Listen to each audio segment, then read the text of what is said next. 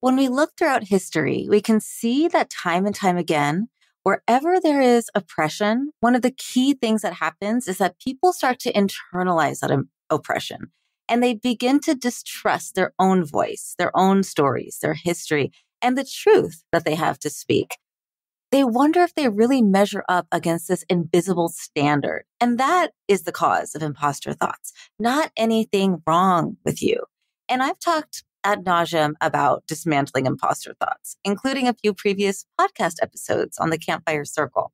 I'll drop them in the show notes, but I'm not going to stop talking about it because I have found that it is what prevents so many thoughtful and impactful people from getting visible, especially on a platform like LinkedIn. But the most effective and long-lasting way to build trust and community as an expertise-based small business is, honestly, it's to share that expertise. It's to share your stories and your truth publicly, imperfectly, loudly, and proudly. And so in this podcast episode, I'm going to talk about a few specific flavors of how imposter thoughts can show up as you begin to build your thought leadership brand, along with actionable reframes that you can practice to have a different thought in the moment and begin to serve your people in a deeper way. And I've been thinking about this a lot, especially as I develop a new offer that's going to drop on June 7th. It's a slow study.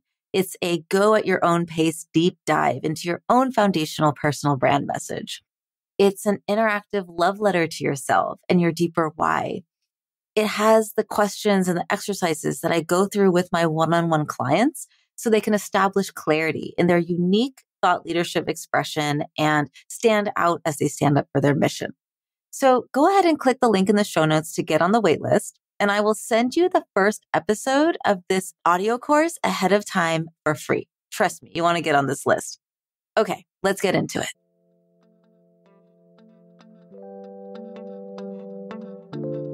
Three, two, one. Welcome to the Campfire Circle. I'm your host, Tanya Bhattacharya, and I empower purpose-driven women in building influential personal brands that drive change and raise revenue. We all talk about getting a seat at the table, but why though? Who wants to sit in a stuffy boardroom anyway? Let's reimagine the ultimate space of leadership as a campfire circle, where we share stories that inspire movements, build brave communities to huddle together with for warmth, and where there is always room. Come sit with us. So there's this great book that I read early in my career by Dr. Valerie Young, who is a go-to guide on imposter phenomenon and the co-founder of the Imposter Syndrome Institute. So this book is called The Secret Thoughts of Successful Women. And in this book, she talks about 5 different types or flavors of how imposter thoughts can come up. And so these 5 flavors are the perfectionist, the natural genius, the expert, the rugged individualist, and superwoman or superman or superperson. And so more than one of these flavors can show up in any given moment, depending on what's going on. But knowing that this part or this energy is coming up in the moment can help you begin to come up with a new thought or a new way to approach that moment. So the most common one is probably perfectionist. So the thinking here when showing up on LinkedIn especially is, okay, every post has to be exemplary. I have to show up as this ideal, perfect expression of myself as a leader 100% of the time. And this is different than wanting to just do a good job because you're, representing something bigger than you, whether it's a mission, a company, etc. That's all fine and well. We do want to do a good job. But when you find yourself feeling like you have to deliver a flawless LinkedIn Live, or you won't post anything until you have the perfect verbiage or the right amount of batched content ready to go so that you can stay consistent, or, the list goes on. That's a setup for not only disappointment, but ongoing cyclical imposter thoughts, because it's actually a self-fulfilling prophecy that you're not fill in the blank enough, right? Smart enough, prolific enough, perfect enough. But listen, perfect is impossible. It's unrealistic, and it's actually unhelpful, right? Perfect is unhelpful in this work. It's not relatable. People don't want perfect. People want to see our human side. And it's our humanity that attracts people to us, not a typo-free LinkedIn post with just the right emojis and just the right selfie. It's about how that post and our content and the ways that we show up make them feel. And it's about our ability to change hearts and minds. And none of that requires perfection. And perfectionism can be a bigger barrier than one might initially think because it literally stops you from moving ahead with the work. I think perfectionism and procrastination are like evil twins because we spend way more time than makes sense reviewing, tweaking a word here or there. Do we use the Oxford comma? Do we not use the Oxford comma? I think we should always use the Oxford comma, but we just keep tweaking it until it is quote unquote perfect, which of course is unattainable because perfect is not real. What does perfect even look like? That idea of a perfect post can change moment to moment, right? So two researchers, I'm going to bring in the science here. Two researchers coined a pattern. The researchers are Jarwan Sokolku and James Alexander. You can Google them, or I'll just put it in the show notes. They coined a pattern that was very familiar for me, and it's called the imposter cycle. So what this can look like is we work on a thought leadership task. Maybe it is batching our content, or maybe it is finally updating our LinkedIn profile to read as a resource instead of as a resume. And then we get stuck in this hyper preparedness mode. We keep working on the thing until the words start to lose their meaning. The morning has bled into the evening and we're still working on the same task. And let's say we do get that thing done and we share it with the world. And let's say it does well. People engage. Folks reach out. What might happen is that instead of internalizing it as a success or a job well done, thanks to our own competence, we start to tell ourselves that success was due to something outside of our skills and our abilities. Oh, the algorithm just happened to show it to a lot of people. Oh, a lot of people were online at that moment. So of course it did well. Like that's the imposter cycle. So of course the imposter feelings continue cyclically because we make it a self-fulfilling prophecy that we are not good enough just as we are. Yikes. So when I find this happening, which I do all the time, I like to use these reframes. So not everything requires 100%. We don't need an A+. It is okay to work in drafts. Showing up with love and positive intention is enough because the reader, the ideal client, the beloved human being that I'm trying to reach does not need me to be perfect. They need me to be me. And that's all I can give them. And that is enough. And showing up trying to reach perfectionism negatively impacts others, right? Like I don't expect my clients to be perfect. I don't need my mentees to be perfect. I don't need my spouse to be perfect. I don't need my dog to be perfect. I adore them all for who they are and for showing up and for doing their best. And then finally, done is always better than perfect. And we hear that a lot, but it really is, especially because everything is a test. So once we put something out there, that's when we can find out how people relate to it and tweak from there. If it never leaves your head, you're never going to know how to improve it and turn it into what it's meant to be, right? So that's what I have to say about that. So the next one is natural genius. So the difference between a natural genius and a perfectionist is that the natural genius judges themselves on ease. And look, I'm all about ease. I'm all about building an easeful business and being lazy on LinkedIn. But that doesn't mean that we should expect ourselves to know how to do something without being taught or expect to get everything right on the first try.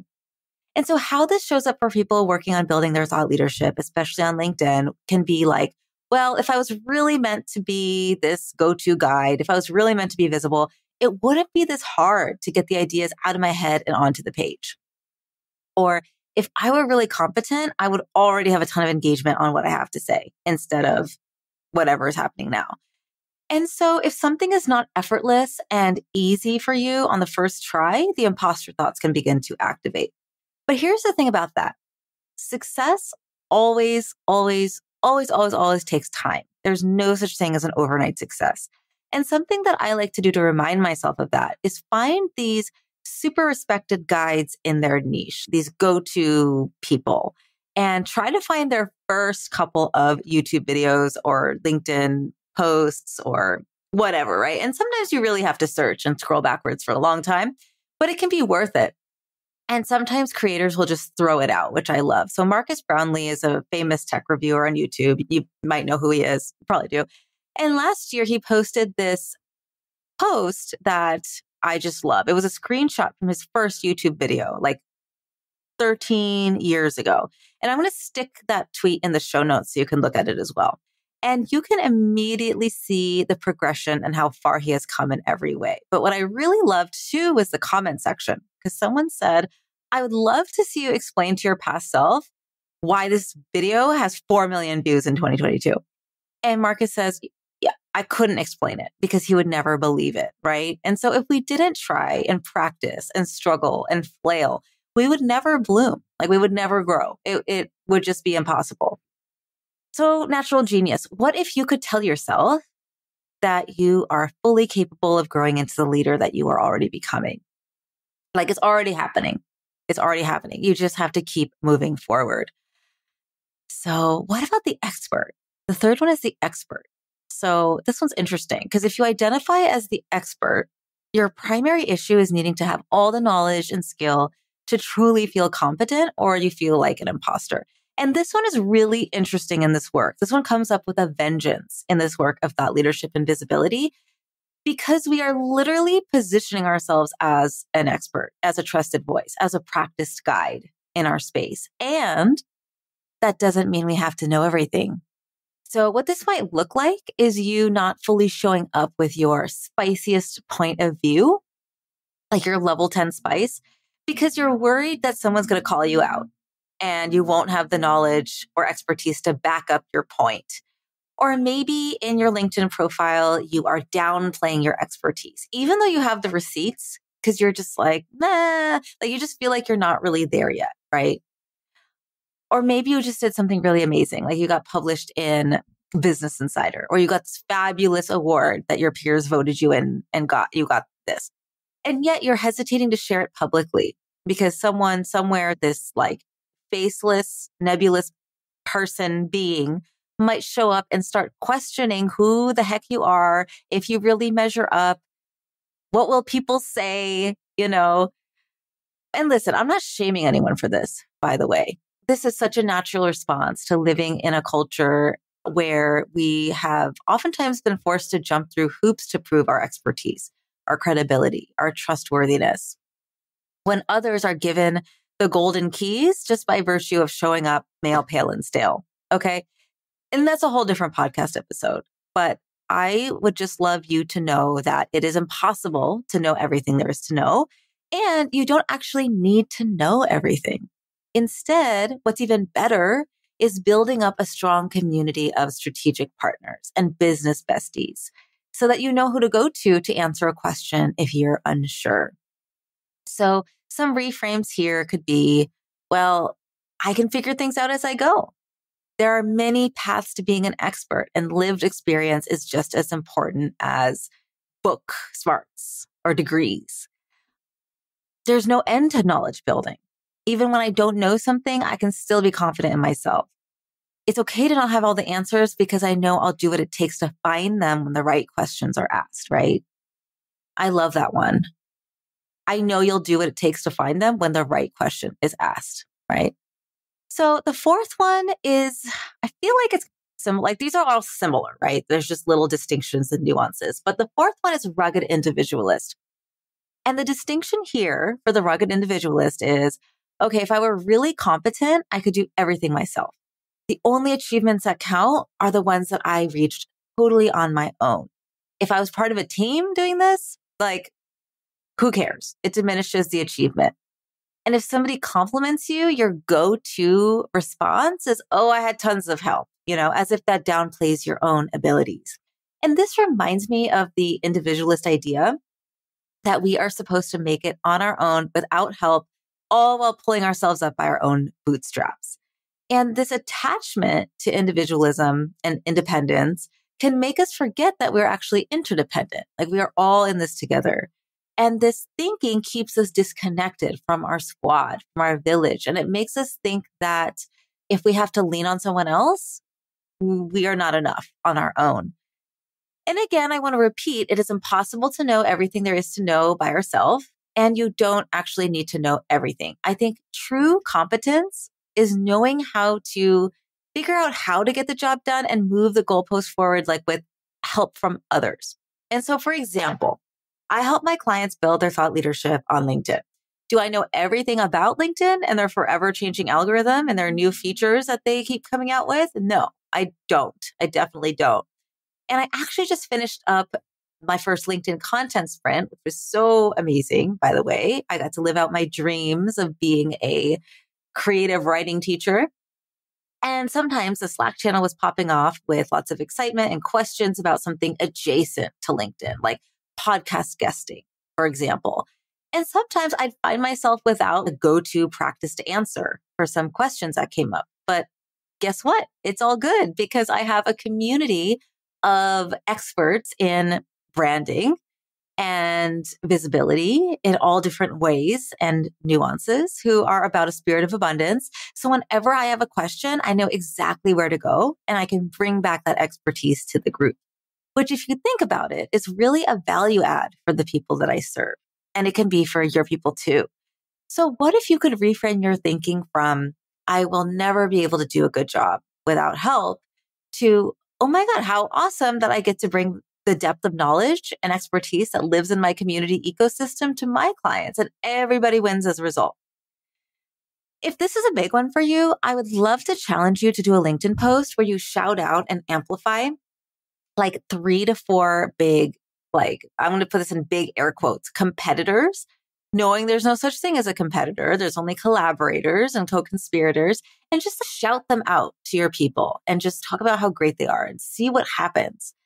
And do that a few more times and see if this rugged individualism piece starts to fade over time as you see that you can rely on your community. And when you do that, you know, it makes everything stronger and better and more like deeply entrenched. It's a pretty cool thing.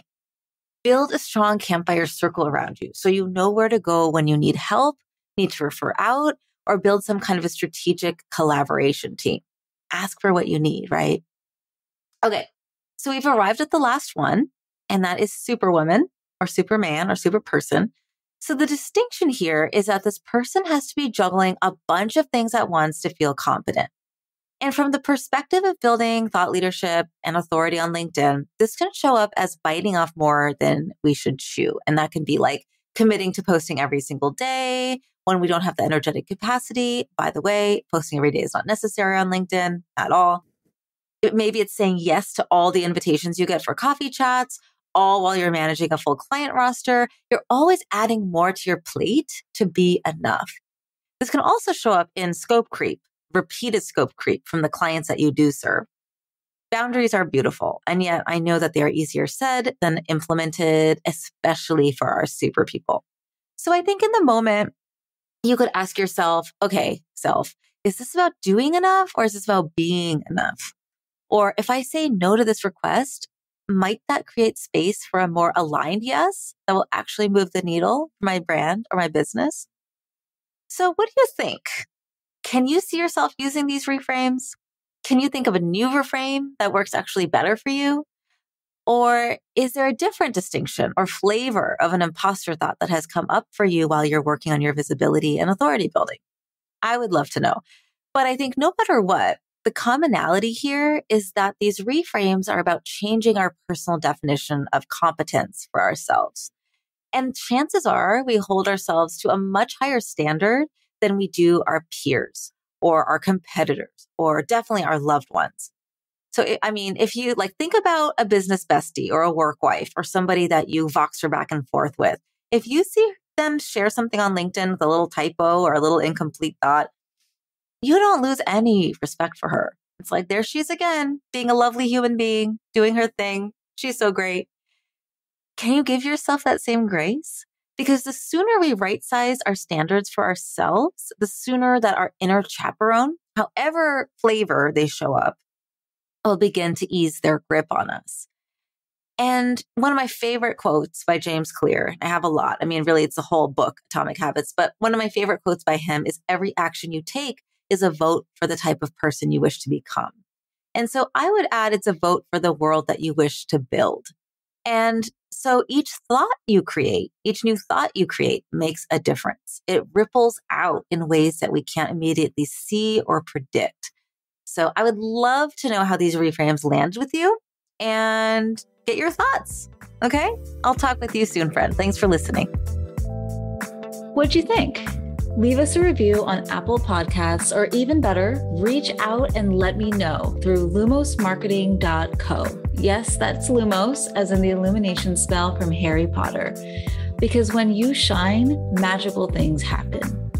You can get social with me on LinkedIn, and of course, check out the show notes to stay in touch with our guests. Let's talk soon.